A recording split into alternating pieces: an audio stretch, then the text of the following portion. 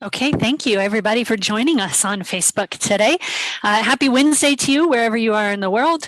It's morning at my house in Colorado, but I know it's afternoon in the UK and getting into the evening hours. So thank you very much for joining us. My name is Jen Baldwin, and I am the Data Acquisition Manager for North America for Findmypast. We're going to talk about occupations today. I'm just going to make sure that everything's running good on the tech side. We have Ellie joining us in the comments today. So I just want to make sure everything is feeding correctly and showing up. So please let us know where you're at and what you're working on in your genealogy, what you're interested in. Talk to us about what you're learning today. And what you want to learn. Ask your questions in the feed. We'd love to hear from you. And looks like we have an all good from Ellie. Thank you, Ellie. I appreciate that. I'm going to start today by sharing some of my own ideas and concepts about how I research occupation and more broadly kind of social context. But then we'll move into some questions towards the end here. So let me share my screen really quick. We're going to walk through just a few slides, not very many, but there are some examples here that I want to share with you. So hopefully you can see everything okay. So in the comments, again, let us know if anything is funky on your end, but we're just going to go and assume that everything's all right. And we'll try and watch for questions and comments and your thoughts as we work through this. Now, some of this, again, is going to be real basic kind of genealogical research, but some of it is hopefully going to be maybe some new ideas or new opportunities for you to learn about your ancestor. So we all know that there are, a handful of resources that we can utilize to learn about our ancestors. And in fact, we find occupation in a variety of different locations, right? Everything from census to newspapers and directories, and even in church records, right? There are times when you can discover materials or information about your ancestors' occupation. But I think the biggest question is that what do we do with that information, right? Once we get a label like farmer or blacksmith, what happens next, right? How do you develop that? How do you learn more about that? How do you take advantage of that piece of information that you've just gained? And this is where I feel like social context comes into play. And so when I think about an ancestor and their life and the way they live their life, I like to think about it in two very distinct ways. I think about my research in two distinct ways. I think about the person, the timeline that they live, the events associated with that individual. So who they married, what babies they had, right? When and where they lived, what kind of environment they were in, all the things that we can research as genealogists that attach a name to an event. But I also feel like there is a second half of that research that some of us don't necessarily spend as much time on. And in my opinion, we should. So we need to research the context of their lives, right? The history that they lived through, the events that they saw happen in real time, the environment in which they lived. And it's very similar to what we're all experiencing now under this umbrella of this global pandemic, right? We all should be, and we've probably seen it many times, that we should all be documenting our thoughts and our emotions, keep a diary of what it's like to live in a pandemic in 2020. And that's the kind of event that I think we should be considering when it comes to our research with our ancestors. And I think about things like, when was the London Bridge built? And I know it was a long time ago. I don't know the year off the top of my head, but what were my ancestors doing when that happened? Because that would have been an incredibly significant moment in their life, right? It would have changed the way they lived. So put all of that into context. So I'm going to talk about both of these strategies for a couple of minutes, and hopefully it's not too much, and it's enough for you to kind of understand what I'm trying to get to and the detail at which I explore things, not necessarily because I think everybody has to do it my way. But the point today is to find the system that works for you and use that to explore these social history type questions. So let's start with the ancestor, right? One of my first suggestions is to create a detailed timeline of their life as you understand it. And the question, of course, is how detailed is detailed? And that is really personal preference, but I like to really go in as deeply as I can. I also think about their age at every point in that documentation. Now, some records include an age, but I actually say and kind of timeline out their life. And the reason for that, especially when it relates to occupation and other social history questions, is because it helps me understand what makes sense. Right? If I find a record of someone pensioning out of the British Army, for example, and he's only 18, well, that may not make as much sense, right? Or if I find a record of someone who has a similar name and place and I think, oh, that might be my ancestor, but the person on that pension is 53 and I'm looking for someone who is 18, I know right away that's not the right record. So having an age on hand is really useful, I think, in making some of those judgment calls. And then I also create a research plan around the records themselves, right? And everybody approaches their research plan in a different way. And I'll show you one of the ways in which I talk about that question. But I like to know what records are actually available to me before I start the research process so that I know the likelihood of being able to answer the question I have based on digital or online records versus what archive I have to go into, or do I have to send a query out to someone and have them do some work for me on site, those kinds of things. So I know exactly what I'm getting into. So let's take a look at both of those examples. I'm going to show you my timeline of my ancestor, and then I'm going to show you a concept of a research plan. Now, again, this next image might be a little bit much for some, but once you start to get into your own system and develop kind of your own plan on this concept, I think it starts to make more sense. So I use Excel to do this, and I know this spreadsheet is really, really busy. But a couple of things that I want to point out. So first, I do everything by decade. So I have everything kind of outlined for me at the start of the spreadsheet that's just breaking things up into decade. And that's why there's so many colors on the screen, because each decade is kind of its own set of lines, right? But when you look at a spreadsheet like this, you can include just about anything you want, right? So in one of my examples is that I actually have the point at which the Erie Canal in New York was completed. And that is an important aspect for this particular individual because he spent quite a bit of time in Western New York at a time when it was difficult to get around that area. And so having access to the Erie Canal would have been important to him. It doesn't necessarily relate to his occupation specifically, but it does give me an idea of what he was able to do and how he might have been able to do it in the time frame and the place that he was located.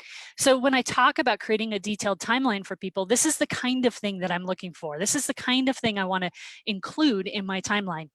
Now, there are obviously other events that happened during this era, but just as an example, I've just included the one about Erie Canal.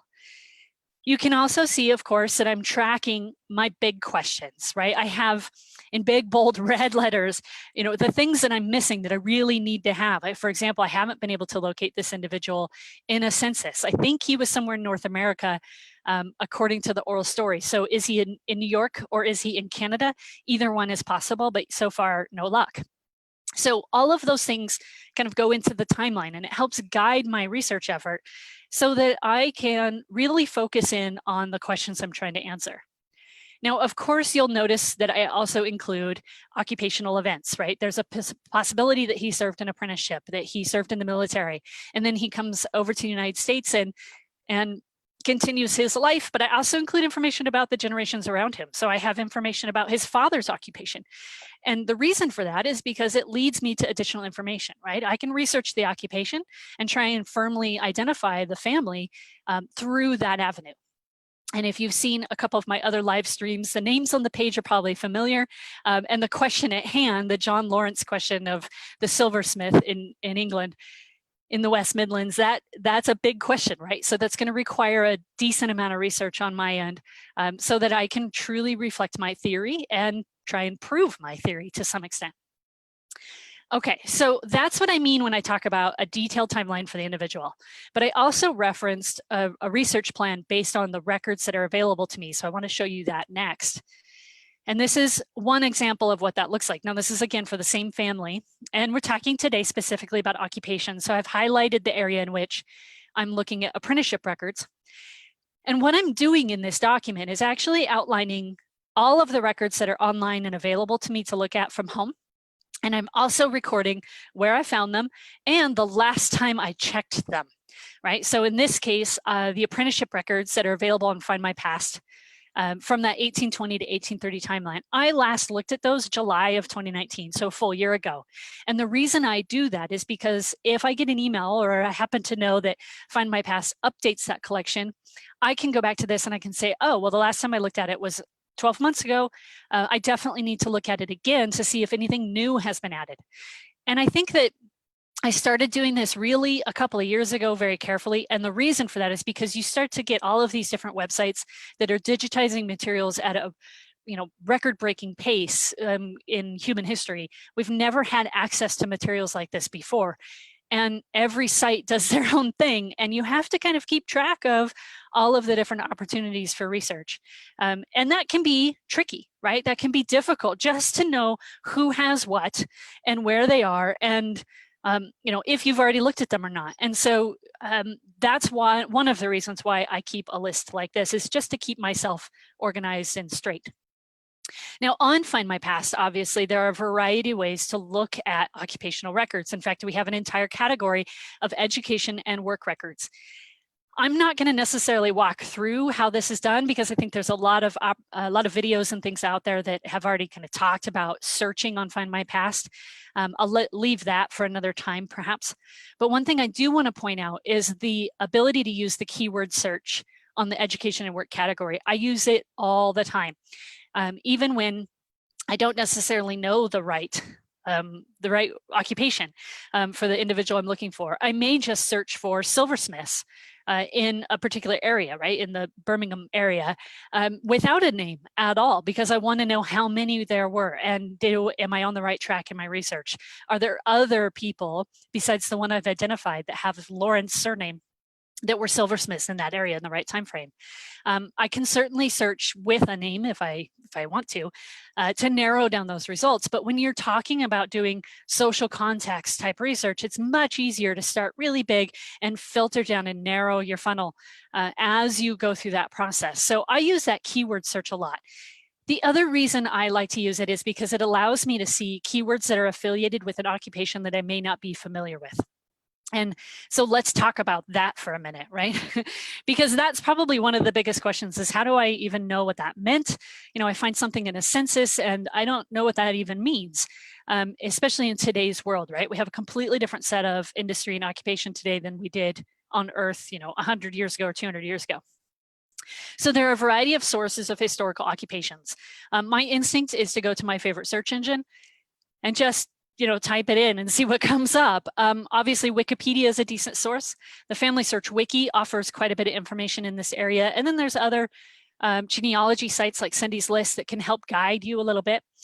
I also find that the Social History Portal is a specific online source that's helpful for me because it allows me to understand context, right? I can type in just about anything in the Social History Portal and find a source or a bit of information about what I'm looking for. And I'm going to show you a specific website in a minute that really pulls this together. So in my example of shoemaker, right, is one of the examples that I'm looking at. When I utilize these sources, I find words such as cordwainer, cobbler, shoe mender, shoe repair, mender of shoes, right? There's a variety of options. Now, some of these obviously are older and kind of more ancient terms. But some are, relatively modern, right? They might have referred to themselves in the census as a bootmaker versus a shoemaker. And so am I searching for the right term? And that's one of the big questions, right? Is how do you know what to look for? And that this could be a route to finding that information. So, and one of those sources that I like to use, especially for UK research, is this particular site called Family Researcher. Now, this was done by Jane Hewitt. It's a dictionary of old occupations from A to Z. I've never met Jane, but if I could, I would thank her for this site significantly, because it really does help me understand context, and it allows me to understand all the different opportunities in which I have to research a variety of terms on a site like Findmypast, right? This is where you put in that keyword search. This is where you type in those pieces, right? Shoe clicker. I didn't know that was a term for someone who cut leather for making shoes. So maybe my story is that they were a shoemaker, but really actually they were a shoe clicker, right? And so you have to kind of discover both and research both of those things. So utilize these types of sites that are out there and available to us. And this is like an extensive amount of work on this particular website. So make sure that you're acknowledging that, this person has done a good thing for the genealogy community, right? And helping us learn about our ancestors' occupations. Okay, so in that education and work field, if we go back to that optional keyword box that I've been talking about, if I just put in the word shoe instead of shoemaker or, boot maker or something like that, I get more opportunities for research than I would if I had left it kind of very specific. Now, I have limited this to just one county in England, but even so, I get a series of records and results that I might not have otherwise seen. So if I look for shoe, I get a handful of examples. This one is a John Lawrence in 1835. He was actually listed as an apprentice, and his master was a cordwainer. And so because of the search algorithms on Findmypast, it took the word shoe and it gave us one of those more historic terms for shoemaker that was on that list and that we discovered, right? And so we were able to find a record that I might have otherwise missed. So make sure that you're utilizing that keyword search. Now, one of the big questions is, how do you know which keywords to search for, right? And that's something that we can approach in a variety of ways. But I definitely want to talk about it in context of that second research strategy, right? We've been talking specifically about researching the person.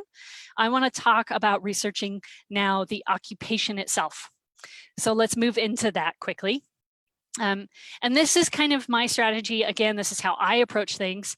I like to first start with a short summary of the occupation for my own kind of internal knowledge, right? I might get a book or I might read a handful of articles that allow me to get a feel for that industry in that time frame. I utilize a variety of search techniques on genealogy websites, right? Like we just looked at, the Findmypast keyword search. And I also utilize academic sources outside of the world of genealogy for greater context. And that's what I really want to focus on for the next couple of minutes. Where and how do we find those non-typical genealogy resources? And with that, I'm going to talk about JSTOR. If you have worked with JSTOR already, you'll understand how great it is. It's actually just really, really awesome for this kind of contextual work. So when you want to get to know about the work or get to know about the occupation, one of the first things that I do is turn to JSTOR. It is just this huge library of material. So what is JSTOR? If you're not familiar with it, it is an online collection of journals, primary sources, and books. And I should be clear, I have no affiliation with JSTOR, neither does Findmypast. This is just a really, really useful website. There are limited free accounts available, or you can typically access the full system through a university or a large public library when those facilities start to open up again. And then they publish materials from kind of all areas of academia. So what you're looking at is a list of topics that they publish on the website. And you can scroll through the list, and I would encourage you to do that to get a feel for what's available. And just pick one of these categories and just see what pops up. So in this case, we're going to look at the history category, just as an example. And when we do that, we get a variety of publications, right? All sorts of things: air power history, American art, Catholic studies, African economic history, right? All of these topics are available through the JSTOR system.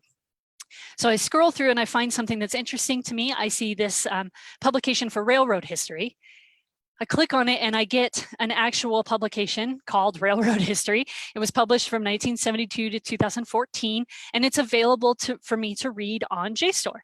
And I can see how it's broken down by decade and such. Now, a lot of you are probably thinking, well, this doesn't have anything to do with genealogy. It's too recent, but it's a magazine about railroad history. So the articles are all going to be historical in nature, right? So I scroll through the list of available articles and I find one in particular that I think is really interesting. I happen to have some ancestors in Washington State who were involved in the railroad industry. And so this article talks about rosters for major railroads across the United States. And although it gives a couple of pages of introduction, it ultimately, the vast majority of it, is just this list of railroads that actually created rosters. Well, what are rosters, right? It's employees by name. So it's a name, a date, a place. It's perfect for genealogy. So what this list is actually giving me is where I can go to find those rosters. It's telling me where that material is located. I may not find it online on a Findmypast or family search type site, but I know that the records exist and I know that I can access them over time. So this is one example of how you can directly access genealogical material through JSTOR. Now, that keyword search, again, is going to be important here, and this site will help you to understand what keywords are possible. So in this case, I've searched JSTOR just generally across the board for the term shoemaker up at the top, and I get a list of results that may or may not be relevant to me. But right in the middle, I've circled the topic list, and that's what I want to draw your attention to. And the reason for that is because that will help me run searches on Findmypast, on Google or Safari, whatever your favorite search engine is, on the Library of Congress website. It gives me an idea of what else to search for. And you can use these topic lists in a variety of ways. So I might go back to Findmypast and search for leathers and see if that generates anything for my research, or patents, right, when it comes to my silversmith out in Birmingham. So those lists are really crucial. That really helps us kind of narrow in on all the possibilities of documentation or articles or information about a specific occupation. Also in JSTOR, when you click on one of those topics, you get fed into an informational page. So at the top, you have this description of shoemaking, and then a list of relevant articles. But most importantly, you have the ability to search within the topic for articles about that, right? So I can easily find articles of interest for the period I'm looking for, giving me a view of what life would have been like, perhaps, as a shoemaker, right? At least from one or two perspectives of whoever has written in the academic world about that particular occupation. So when I scroll through my results, I actually searched for New York because I think my shoemaker was in New York. And I get, again, a list of very specific topics within the shoemaker kind of broad topic. I've just filtered down to anything that includes New York. And I find a couple articles of interest that I can scroll through. And so there's my specific search, and I get to a series of results. Now, the other question you could ask is, can you search for individuals on JSTOR? And you can. So someone like Thomas Lloyd, who was kind of credited as being the father of shorthand reporting, at least in the US when it came to government reporting, he has a series of articles about him on JSTOR. So you can search by name, but just be aware that you're not going to find as much context if you search for, kind of a basic occupation. Okay, so that's a quick overview of JSTOR, and I hope that it's helpful. I really, really do. And I invite you to play around with the site, create a free account, get to know the kind of context that they have available. I have found information on silversmiths, on shoemakers, obviously, but also, I have an ancestor who theoretically ran boats up and down the Ohio River in the very early stages of Ohio settlement. And what was that like, right? As a young man, he was probably somewhere around 18 and 19 years old when he did that. What was that life like for him? So there's a whole variety of materials that you might find on JSTOR. It's a really great resource to use. Let's go back to specific genealogy record sets. And for that, we'll do a quick snapshot. And again, I know this is a lot, but I wanted to show that there is a lot of information available on Findmypast for a variety of locations and timeframes. And even things like, there's a unique category for colonial service records, right? So look around the site, look in the directory, the A to Z directory, and make sure that you're understanding exactly what's available, because there's a lot of information, a lot of context on the Findmypast site about a huge variety of occupations, right? Occupational records can be incredibly useful for those of us in genealogy. And so we need to really understand what's available to us. So everything from, nurse examinations in Australia to mining disaster victims in both Pennsylvania and England, because of course mining was such a big industry for both areas. The medical directory for Ireland from 1858, right? All of these titles have a variety of records behind them. So take a good look at the directory or on the Findmypast site, use the filters, use the search boxes, and really understand what's available to you. One I want to pay particular attention to for just a second. I've been told that this is going to be an exciting new development. The Burgess and Guild Brethren Index for Scotland has been an index for a while, and we've published that, oh gosh, I think a couple years ago. But if you're interested in Scotland and this is an area of interest for you, watch over the next couple of weeks, because it's about to not be just an index. Ooh, that's exciting. So I'm dropping a little bit of a tease here. But that index is going to become a much more comprehensive and very interesting collection. As you can see, just the ability to have photographs and that kind of detail on these individuals from Scotland is going to be really neat. Okay, so that's my tease to keep watching Findmypast. Make sure that you're on Findmypast Fridays so that you can, and our email list, so that you can get those updates. All right, I am going to take a quick breath.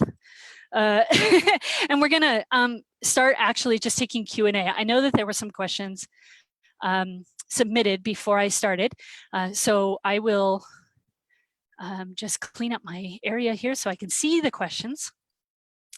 And hopefully everybody has been continuing to comment and continuing to ask as we've been working through some of those slides. So let's go back to, I need to pull Facebook it back up again, so I can actually see what you guys are talking about over here. Make sure that my, it's gotta just let everything catch up. I know there were a couple questions about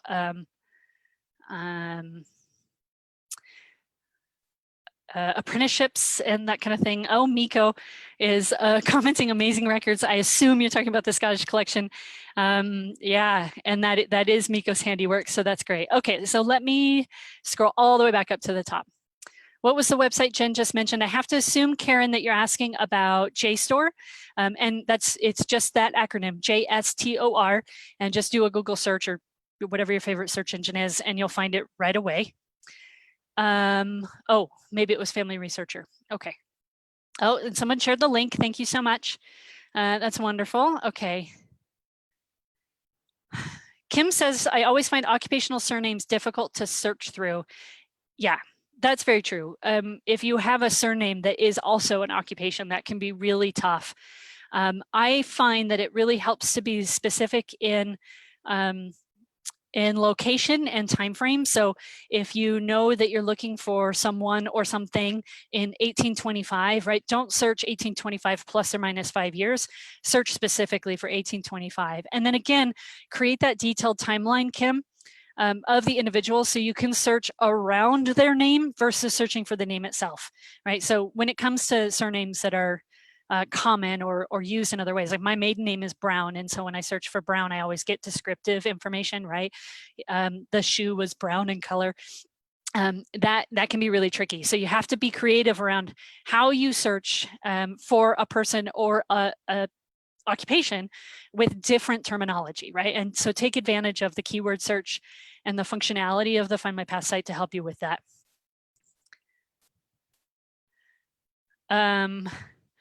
Oh, Ellie said she used JSTOR a lot while studying at university. Yeah, it's very popular with academics, obviously. And I think actually underutilized by genealogists, unfortunately. I think it could be an incredible tool. In fact, I know it to be an incredible tool. I found all sorts of mine information on my ancestors. Sue says she never heard of JSTOR, so great. Sue, I'm happy to introduce you. And there's lots of people who use it, I guess, in the Find My Past forum community. So if you have questions about JSTOR, how to utilize it best, that's a great place to start, because there's all sorts of really intelligent researchers in that forum that have good experience with it.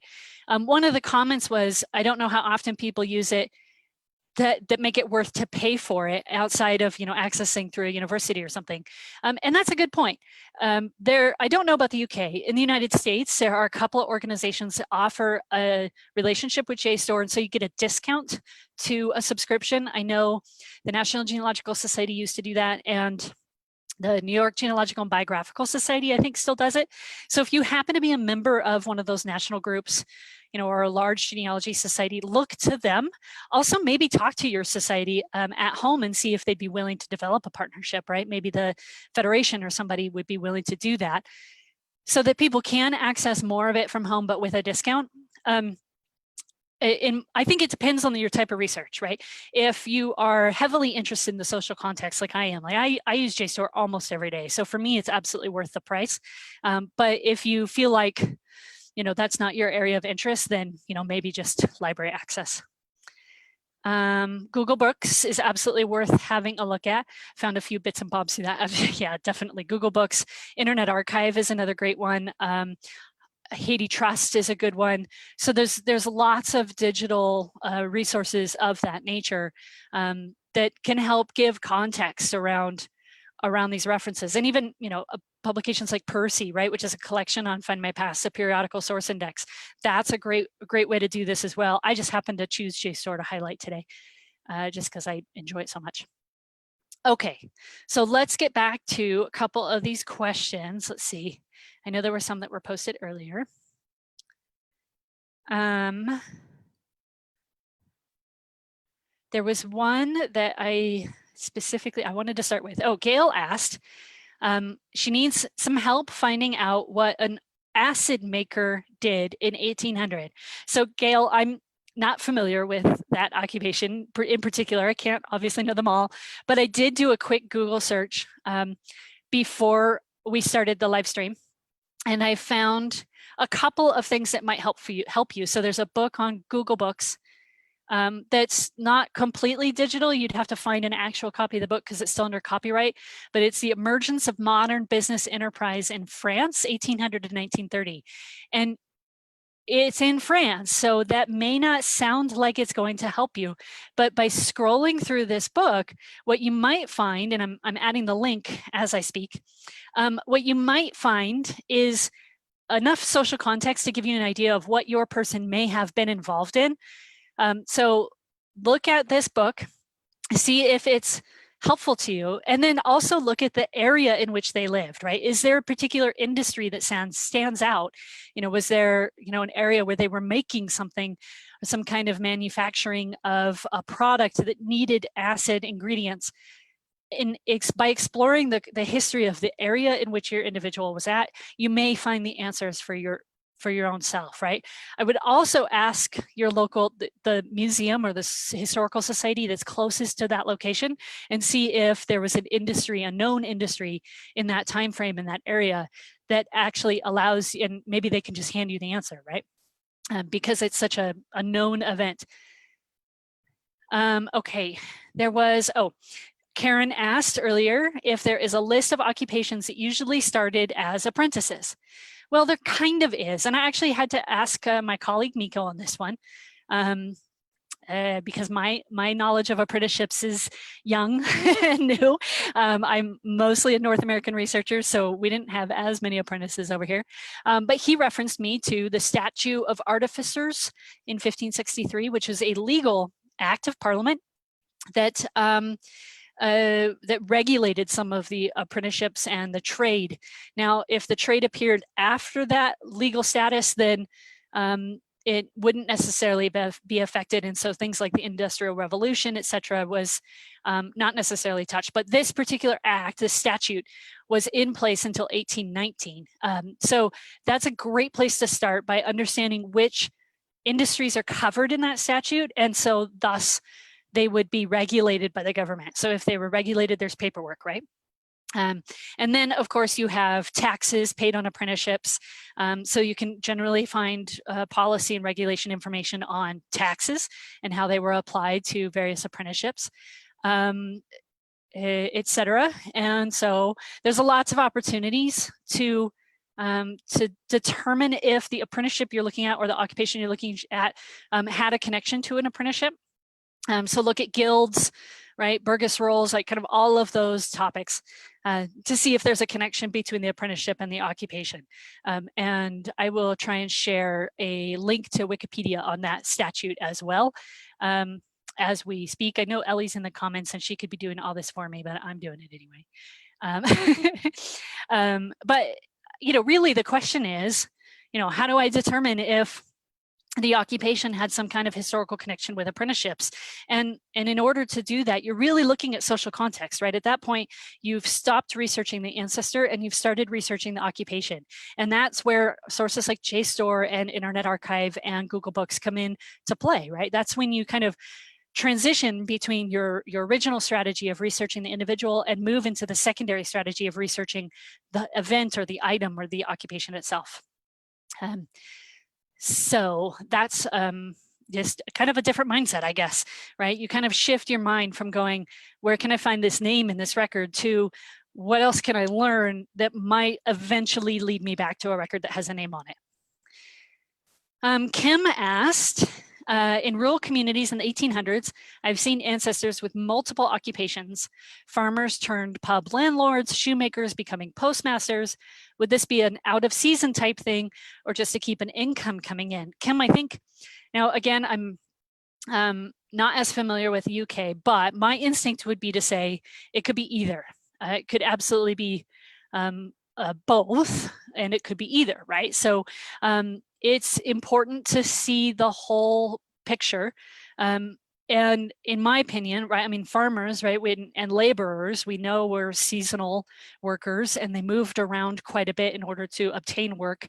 So certainly you could see someone transitioning into a line of occupation if that opportunity were to become available to them, and, moving into a more stable kind of income stream. So yeah, it could be out of season, or it could be just making a complete career shift to keep their income kind of static, right? So that they have money year round.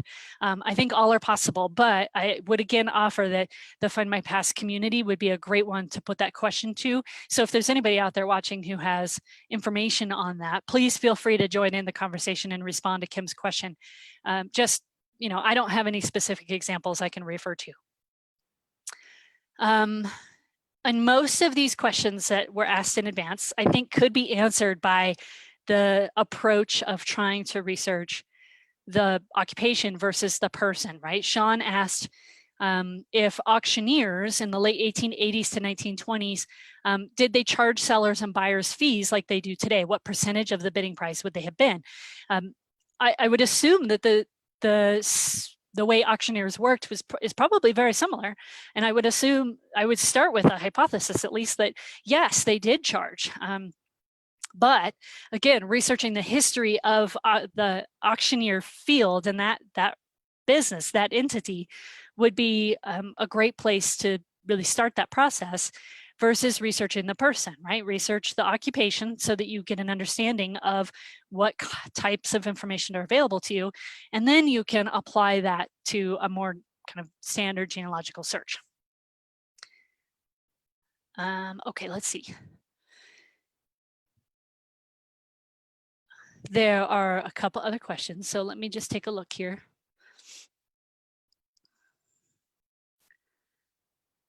So Georgia says, my Irish great-great-grandfather was a blacksmith in 1837 on the marriage certificate.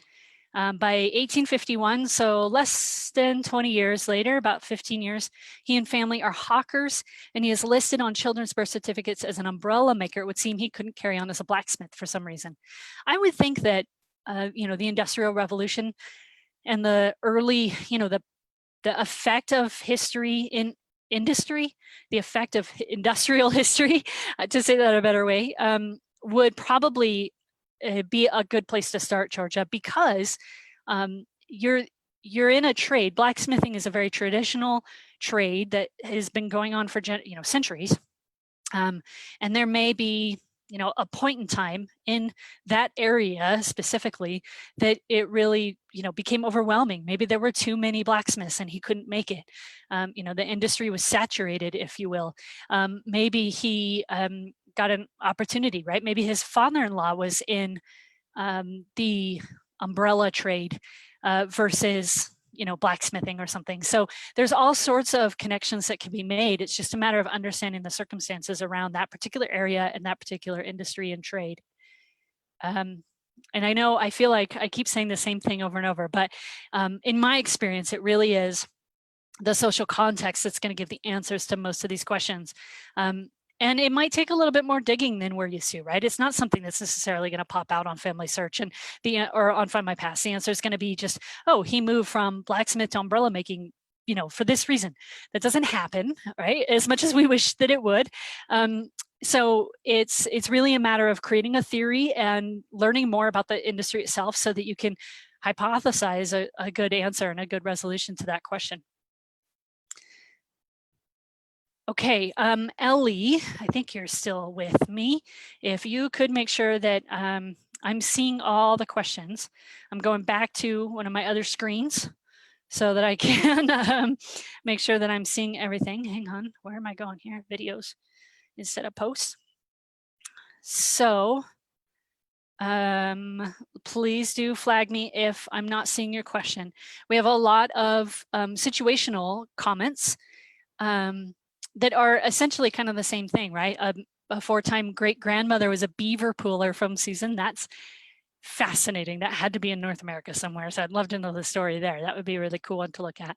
I don't know much about the beaver trade. I know a decent amount about frontiersmen, perhaps like in the Rocky Mountains, but not specifically beavers. So that's kind of neat.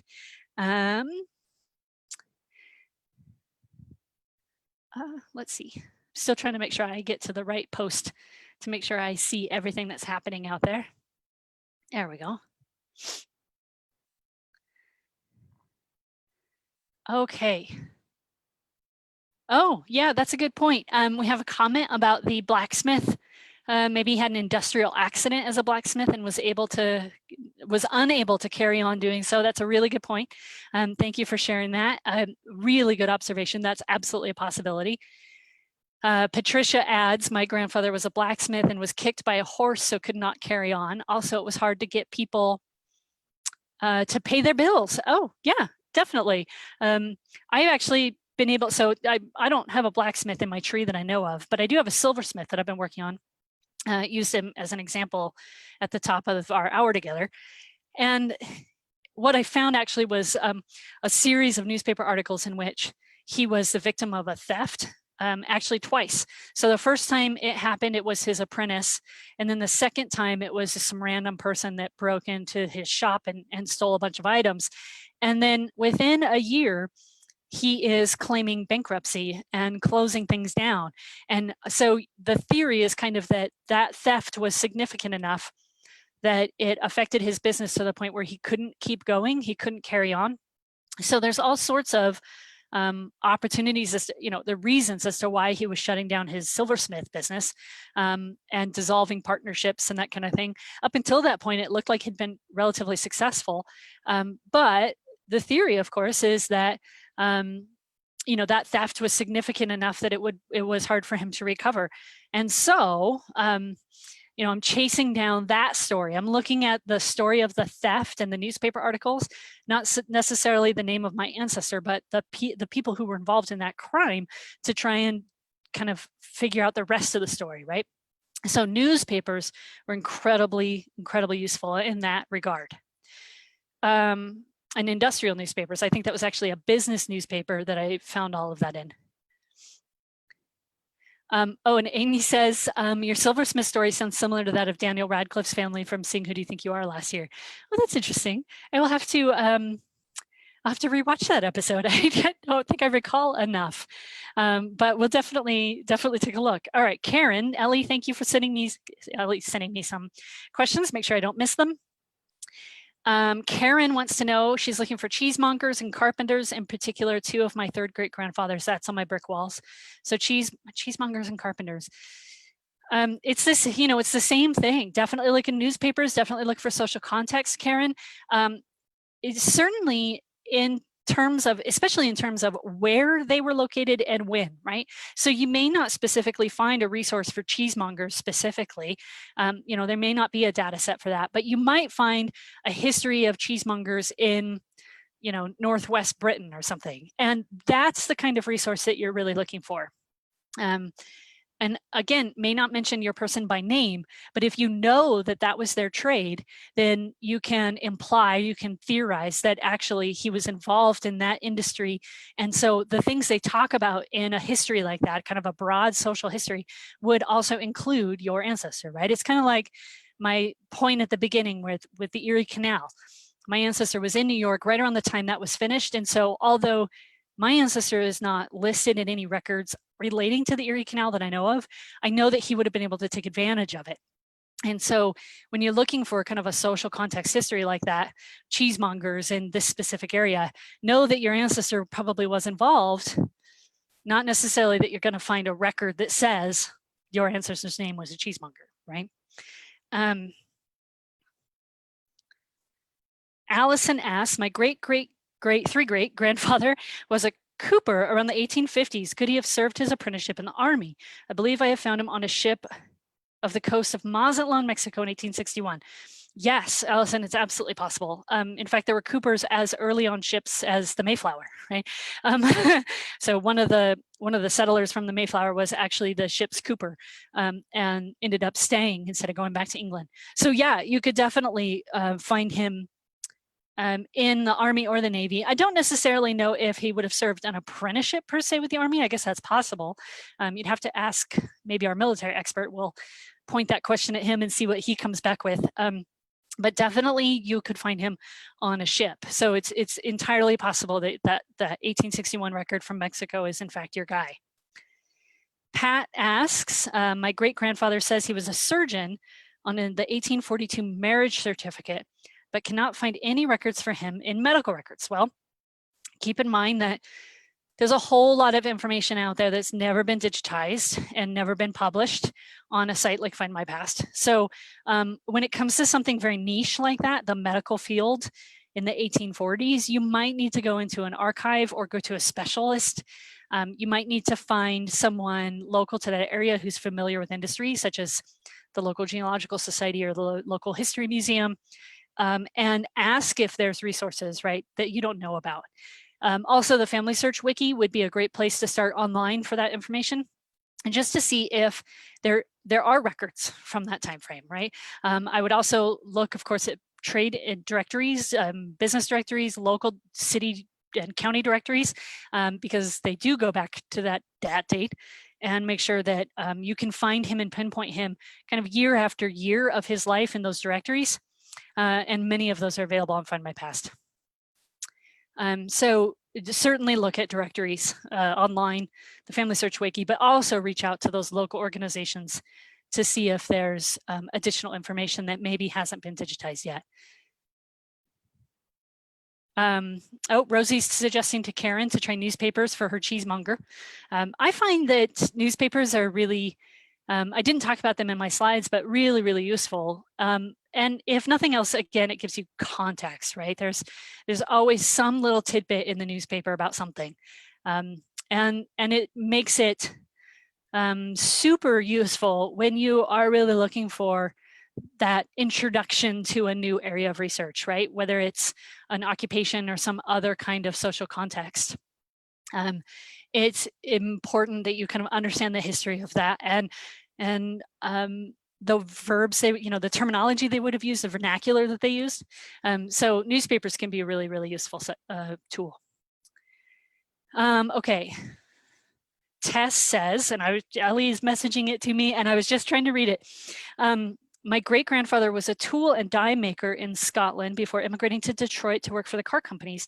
I've been unable to find where he worked in Fraserburgh. This would be in the late 1910s, early 1920s. Is there a trade or business directory for that town region for that time? I don't know specifically for that town, that region, but I do know that we have trade directories for Scotland. So you could certainly ask them and talk to them, or sorry, excuse me, refer to the A to Z directory on Findmypast to see if, I'm trying to read comments and talk at the same time, to see if there's anything specifically for that. In my knowledge, in my experience, directories are more if specific depending on the larger the community. So for big cities, you might have something that's very specific, right? The London City Trade Directory for 1820. But in more rural communities, you're going to get a county directory. So look at both levels, look at both city town level as well as the county and the national level to make sure that you're not missing anything. And then once you get into Detroit and working for the car companies, then there should be all sorts of information actually, because that's quite a detailed history, and that's been pretty well played out, I think, online, at least from a social context perspective. And that would be interesting to look at, the occupation of Scottish immigrants into Detroit working in the car industry. Okay, a couple other comments just to finish up with. Kim says, most of my ancestors just took a surname they liked and ran with it. Makes for fun researching. I've never heard anybody really put it that way before. Thanks, Kim. That definitely gives a smile. The Scottish Mining Museum has their own archive that's been recommended on the chat. They've been very helpful. When I contacted them a few years ago, yeah, definitely. There are industry archives that are really specific. Like in Oregon State, there is a beer archive, actually, trying to accumulate the story of the history of beer making in the United States. And I would imagine that there's a few more, of course, across Europe, I would think. But that one in Oregon happened, they have a great archivist. It's on a college campus. It's really helpful, actually. I do a bit of research in the beer industry as well, just as a kind of a side project, and they've been awesome. I connected with her on Twitter, I think, the archivist out there, and she's just been really, really super helpful. Another recommendation for the Aberdeen and Northeast Scotland Family History Society might be worth asking. They have a large archive as well. So there's just some suggestions going up, which I like. That's always good to see. Thank you all so much for sharing in the thread so that people can take advantage of your shared knowledge. That's always a great thing. All right, and it looks like that's most of the questions. Oh, saying yum to my beer comments. Yeah, someday I would love to go visit and do all that. So personal side story, just to finish this out, my husband actually works for a microbrewery out here in Colorado. And so that kind of started this for me in the sense of how does beer interplay with the history of America? And of course, it's crucial, actually. I mean, the Mayflower landed where they landed because they were running out of beer. And so I just wanted to know, like, how did the history of beer kind of coincide with the history of the United States? And that led me into this kind of whole new venture of research.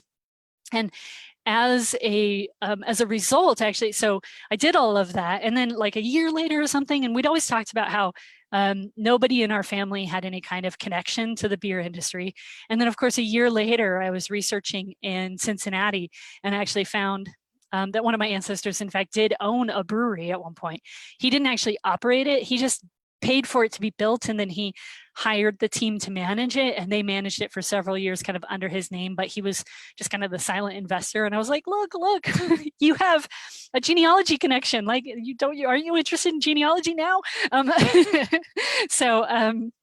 Yeah, that's my beer story.